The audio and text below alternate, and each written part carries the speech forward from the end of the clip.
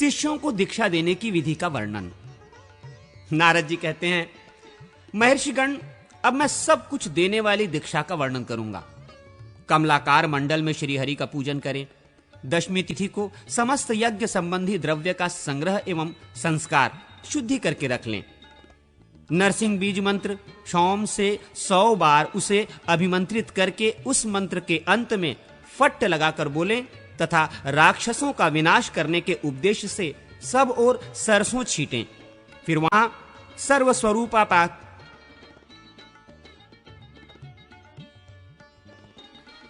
सर्वस्वरूपा प्रासाद रूपिणी शक्ति का न्यास करें। सर्वाषधियों का संग्रह करके बिखेरने के उपयोग में आने वाली सरसों आदि वस्तुओं को शुभ पात्र में रखकर साधक वासुदेव मंत्र से उनका 100 बार अभिमंत्रण करें। तदनंतर वासुदेव से लेकर नारायण पर्यंत पूर्वोक्त 5 मूर्तियों वासुदेव, संकर्षण, प्रद्युम्न, अनिरुद्ध तथा नारायण के मूल मंत्रों द्वारा पंचगव्य तैयार करें। वासुदेव, संकर्षण, प्रद्युम्न, अनिरुद्ध तथा नारायण के मूल मंत्रों द्वारा पंचगव्य तैयार करें और कुशाग्र से पंचगव्य छिड़ककर उस भूमि का प्रोक्षण करें। फिर वासुदेव मंत्र से उत्तान हाथ के द्वारा समस्त विकिर वस्तुओं को सबोर बिखेरें। उस समय पूर्वाभिमुख खड़ा हो मन ही मन भगवान विष्णु का चिंतन करते हुए 3 बार उस विकिर वस्तुओं को सबोर छींटें। तत्पश्चात वर्धनी सहित कलश पर स्थापित भगवान विष्णु का अंग सहित पूजन करें।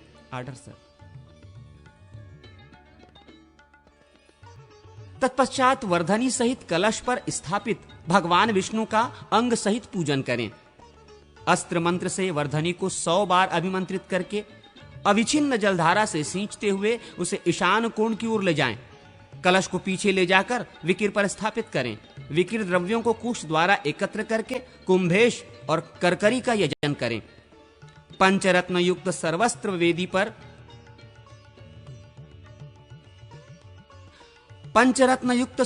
वेदी पर श्री हरि की पूजा करें। अग्नि में भी उनकी अर्चना करके पूर्ववत मंत्रों द्वारा उनका संतर्पण करें। तत्पश्चात पुंडरीक मंत्र से उखा पात्र विशेष का प्रक्षालन करके उसके भीतर सुगंध युक्त घी पूज दें। इसके बाद साधक उसमें गाय का दूध भरकर वासुदेव मंत्र से उसका अवेक्षण करें और संकर्षण मंत्र से सुसंस्कृत किए गए दूध में धृताक्त चावल छोड़ दें। दूध में धृताक्त चावल छोड़ दें। उसके बाद प्रद्युम्न मंत्र से करछुल द्वारा उस दूध और चावल का आलोडन करके धीरे धीरे उसे उलाटे पलाटें। जब खीर या चरु पक जाए तब आचार्य अनिरुद्ध मंत्र पढ़कर उसे आग से नीचे उतार दें। तदनंतर उस पर जल छिड़के और धृतात्लेपन करके हाथ में भस्म लेकर उसके द्वारा नारायण मंत्र से ललाट एवं पार्श्व भागों में ऊर्ध्व पुंड्र करें। इस प्रकार सुंदर संस्कार युक्त चरु के 4 भाग करके एक भाग इष्ट देव को अर्पित करें, दूसरा भाग कलश को चढ़ावें, तीसरे भाग में अग्नि में 3 बार आहुति दें और चौथे भाग को गुरु शिष्यों के साथ बैठकर खाएं। इससे आत्मशुद्धि होती है। दूसरे दिन एकादशी को प्रातः काल ऐसे वृक्ष से दातन लें जो दूध वाला हो। उस दातन को नारायण मंत्र से 7 बार अभिमंत्रित कर लें। उसका दंत शुद्धि के लिए उपयोग करके फिर उसे त्याग दें। अपने पातक का स्मरण करके पूर्व अग्निकोण, उत्तर अथवा ईशान कोण की ओर मुंह करके अच्छी तरह स्नान करें। फिर शुभ एवं सिद्ध की भावना करके अर्थात मैं निष्पाप एवं शुद्ध होकर शुद्ध सिद्धि की ओर अग्रसर हुआ हूं, ऐसा अनुभव करके आचमन प्राणायाम के पश्चात मंत्रोपदेष्टा गुरु भगवान विष्णु से प्रार्थना करके उनकी परिक्रमा के पश्चात पूजा गृह में प्रवेश करें। प्रार्थना इस प्रकार करें: देव, संसार सागर में मग्न पशुओं को पाश से छुटकारा दिलाने के लिए आप ही शरणदाता हैं।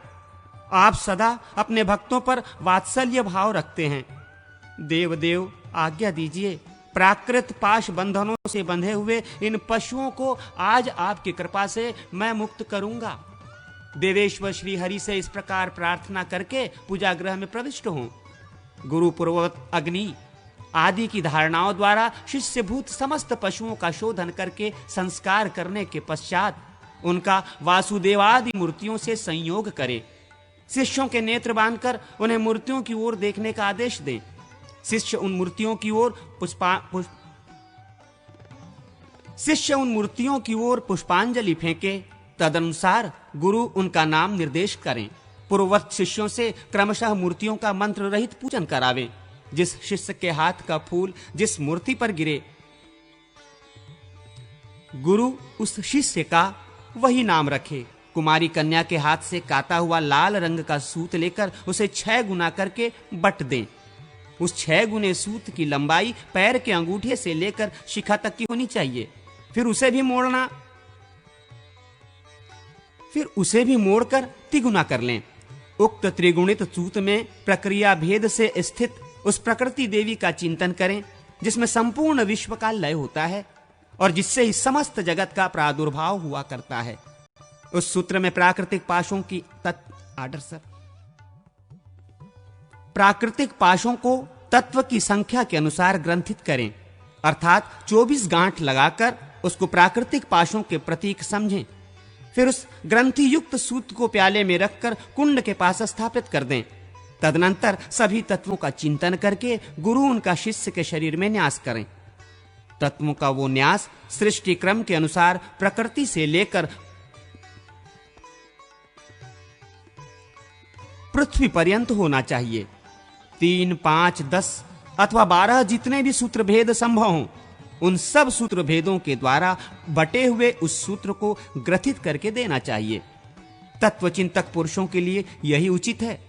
हृदय से लेकर अस्त्र पर्यंत 5 अंग संबंधी मंत्र पढ़कर संपूर्ण भूतों को प्रकृति क्रम से, अर्थात कार्य तत्व का कारण तत्व में लय करके क्रम से तन्मात्रा स्वरूप में लीन करके उस मायामय सूत्र में और पशु जीव के शरीर में भी प्रकृति, लिंग शक्ति, कर्ता, बुद्धि तथा मन का उपसंहार करें। तदनंतर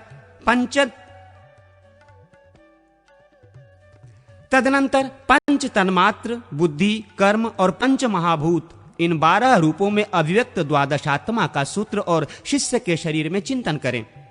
तत्पश्चात इच्छा अनुसार सृष्टि की संपात विधि से हवन करके सृष्टि क्रम से एक एक के लिए 100 आहुतियां देकर पूर्णाहुति करें।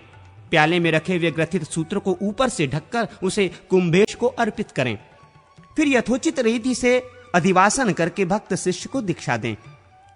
करनी, कैंची, धूल या बालू, खड़िया, मिट्टी और अन्य उपयोगी वस्तुओं का भी संग्रह करके उन सबको अपने वाम भाग में स्थापित कर दें। फिर मूल मंत्र से उसका स्पर्श करके अधिवासित करें। तत्पश्चात श्रीहरि के स्मरण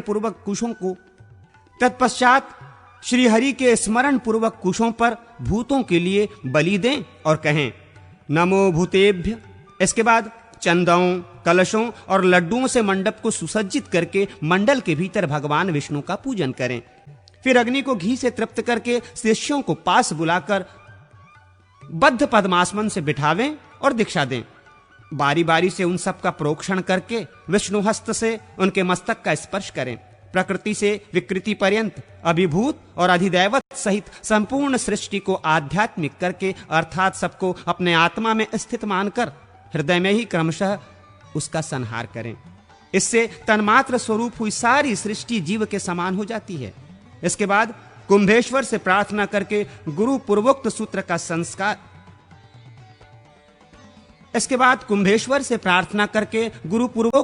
का संस्कार करने के अनंतर अग्नि के समीप आ उसको अपने पास ही रख लें। फिर मूल मंत्र से सृष्टि के लिए 100 आहुतियां दें।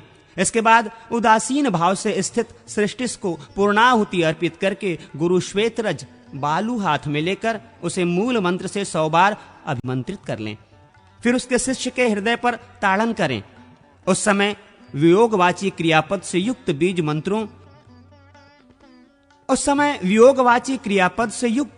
बीज मंत्रों एवं क्रमशः पादादि इंद्रियों से घटित वाक्य की योजना करके अंत में ओम फट का उच्चारण करें। इस प्रकार पृथ्वी आदि तत्वों का वियोग कराकर आचार्य भावना द्वारा उसे अग्नि में होम दें। इस तरह कार्य तत्वों का कारण तत्वों में होम अथवा लय करते हुए क्रमशः अखिल तत्वों के आश्रय भूत श्रीहरि में सबका लय करते। विद्वान पुरुष इसी क्रम से सब तत्वों को श्रीहरि तक पहुंचाकर उन संपूर्ण तत्वों के अधिष्ठान का स्मरण करें। उक्त रीति से ताड़न द्वारा भूतों और इंद्रियों से वियोग कराकर शुद्ध विशिष्ट उक्त रीति से ताड़न द्वारा भूतों और इंद्रियों से वियोग कराकर शुद्ध हुए शिष्य को अपनावें और प्रकृति से उसकी समता का संपादन करके पूर्वोक्त अग्नि में उसके उस प्राकृत भाव का भी हवन कर दें। फिर गर्भाधान, जात कर्म, भोग और लय का अनुष्ठान करके उस कर्म के निमित्त वहां 8-8 बार तदनंतर आचार्य पूर्णाहुति द्वारा शुद्ध तत्व का उद्धार करके अप्राकृत प्रकृति पर्यंत संपूर्ण जगत का क्रमानुसार परम तत्व में लय कर दे।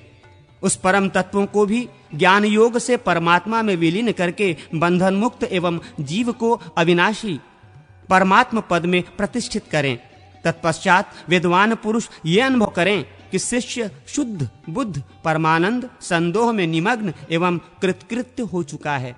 ऐसा चिंतन करने के पश्चात गुरु पूर्णाहुति दें। इस प्रकार दीक्षा कर्म की समाप्ति होती है। अब मैं उन प्रयोग संबंधी मंत्रों का वर्णन करता हूं जिनसे दीक्षा, होम और लय संपादित होते हैं। अर्थात भूतों को मुझसे अलग करो, इस मंत्र से ताड़न करने का विधान है। इसके द्वारा भूतों से वियोजन बिलगाव होता है। यहां वियोजन के 2 मंत्र हैं। एक तो वही है जिसका ऊपर वर्णन हुआ है और दूसरा इस प्रकार है, मैं भूतों को अपने से दूर गिराता हूं। इस मंत्र से आपातन वियोजन करके पुनः दिव्य प्रकृति से यों संयोजन किया जाता है। उसके लिए मंत्र सुनो। अब होम मंत्र का वर्णन करता हूं, उसके बाद पूर्णाहुति का मंत्र बताऊंगा। ये होम मंत्र है और ये पूर्णाहुति मंत्र है। पूर्णाहुति के पश्चात तत्व में शिष्य को संयुक्त करें। विद्वान पुरुष इसी तरह समस्त तत्वों का क्रमशः शोधन करें। तत्वों के अपने अपने बीज के अंत में नमः पद जोड़कर ताड़नादि पूर्वक तत्व शुद्धि का संपादन करें। ये क्रमशः संयोजन और होम के मंत्र हैं। तदनंतर पूर्णाहुति का विधान है। इसी प्रकार उत्तरवर्ती कर्मों में भी प्रयोग किया जाता है। ये दीक्षा योग एक व्यूहात्मक मूर्ति के लिए संक्षेप से बताया गया है। 9 व्यूहादिक मूर्तियों के विषय में भी ऐसा ही प्रयोग है। मनुष्य प्रकृति को दग्ध करके उसे निर्वाण स्वरूप परमात्मा में लीन कर दे, फिर भूतों की शुद्धि करके कर्मेंद्रियों का शोधन करें। तत्पश्चात ज्ञानेंद्रियों का, तन्मात्राओं का, मन, बुद्धि एवं अहंकार का तथा लिंगात्मा का शोधन करके सबके अंत में पुनः प्रकृति की शुद्धि करें। शुद्ध हुआ प्राकृत पुरुष ईश्वरीय धाम में प्रतिष्ठित है। उसने संपूर्ण भोगों का अनुभव कर लिया है और अब वो मुक्ति पद में स्थित है। इस प्रकार ध्यान करें और पूर्णाहुति दें। यह अधिकार प्रदान करने वाली दीक्षा है। पूर्वोक्त मंत्र के अंगों द्वारा आराधना करके तत्व समूह को समभाव प्रकृत्यवस्था में संभाव प्रकृत्यवस्था में पहुंचाकर क्रमशः इसी रीति से शोधन करें। अंत में साधक अपने को संपूर्ण सिद्धियों से युक्त परमात्म रूप से स्थित अनुभव करते हुए पूर्णाहुति दे। ये साधक विषयक दीक्षा कही गई है। यदि यज्ञोपयोगी द्रव्य का संपादन संग्रह न हो सके अथवा अपने में असमर्थता हो तो समस्त उपकरणों सहित श्रेष्ठ गुरु पूर्ववत इष्ट देव का पूजन करके तत्काल उन्हें अधिवासित करके द्वादशी तिथि में शिष्य को दीक्षा दे दे। जो गुरु भक्त विनयशील एवं समस्त शारीरिक सद्गुणों से संपन्न हो, ऐसा शिष्य यदि अधिक धनवान न हो तो वेदी पर इष्ट देव का पूजन मात्र करके दीक्षा ग्रहण करें। आदि दैविक, आदि भौतिक और आध्यात्मिक संपूर्ण अध्वा का सृष्टि क्रम से शिष्य के शरीर में चिंतन करके गुरु पहले बारी बारी से 8 आहुतियों द्वारा एक एक की तृप्ति करने के पश्चात सृष्टिमान हो वासुदेव आदि विग्रहों का उनके निज निज मंत्रों द्वारा पूजन एवं हवन करें और हवन पूजन के पश्चात अग्नि आदि का विसर्जन कर दें। तत्पश्चात पूर्वोक्त होम द्वारा संहार क्रम से तत्वों का शोधन करें। दीक्षा कर्म में पहले जिन 8 सूत्रों में गांठें बांधी गई थीं, उनकी वे गांठ खोल लें। गुरु उन्हें शिष्य के शरीर से लेकर क्रमशः उन तत्वों का शोधन करें। प्राकृतिक, अग्नि एवं आधिदैविक विष्णु में अशुद्ध मिश्रित शुद्ध तत्व को लीन करके पूर्णाहुति द्वारा शिष्य को उस तत्व से संयुक्त करें। इस प्रकार शिष्य प्रकृति भाव को प्राप्त होता है। तत्पश्चात गुरु उसके प्राकृतिक गुणों को भावना द्वारा दग्ध करके उसे उनसे छुटकारा दिलावें। ऐसा करके वे शिशु स्वरूप उस शिष्यों को अधिकार में नियुक्त करें। तदनंतर भाव में स्थित हुआ आचार्य भक्ति भाव से शरण में आए हुए यतियों तथा निर्धन शिष्य को शक्ति नाम वाली दूसरी दीक्षा दें। वेदी पर भगवान विष्णु की पूजा करके पुत्र शिष्य विशेष को अपने पास बिठा लें। फिर शिष्य देवता के सम्मुख हो तिर्यक दिशा की ओर मुंह करके स्वयं बैठें। गुरु शिष्य के शरीर में अपने ही पर्वों से कल्पित संपूर्ण अध्वा का ध्यान करके आधिदैविक यजन के लिए प्रेरित करने वाले इष्ट देव का भी ध्यान योग के द्वारा चिंतन करें। फिर पूर्ववत ताड़न आदि के द्वारा क्रमशः संपूर्ण तत्वों का वेदिगत श्रीहरि में शोधन करें। ताड़न द्वारा तत्वों का वियोजन करके उन्हें आत्मा में ग्रहित करें और पुनः इष्ट देव के साथ उनका संयोजन एवं शोधन करके स्वभावतः ग्रहण करने के अनंतर ले आकर क्रमशः शुद्ध तत्व के साथ संयुक्त करें। सर्वत्र ध्यान योग एवं उत्तान मुद्रा द्वारा शोधन करें। संपूर्ण तत्वों की शुद्धि हो जाने पर जब प्रधान प्रकृति तथा परमेश्वर स्थित रह जाएं, तब पूर्वोक्त रीति से प्रकृति को दग्ध करके शुद्ध हुए शिष्यों को परमेश्वर पद में प्रतिष्ठित करें। श्रेष्ठ गुरु साधक को इस तरह सिद्धि मार्ग में ले चलें। अधिकारूढ़ गृहस्थ भी इसी प्रकार आलस्य छोड़कर समस्त कर्मों का अनुष्ठान करें। जब तक राग आसक्ति का सर्वथा नाश न हो जाए, तब तक आत्म शुद्धि का संपादन करता रहे। जब ये अनुभव हो जाए कि मेरे हृदय का राग सर्वथा क्षीण हो गया है, तब पाप से शुद्ध हुआ संयमशील पुरुष अपने पुत्र या शिष्य को अधिकार सौंपकर माया महपाश को दग्ध करके संन्यास ले लें। आत्मनिष्ठ हो देहपात की प्रतीक्षा करता रहे। फिर सिद्ध संबंधी किसी चिन्ह को दूसरों पर व्यक्त न होने दें।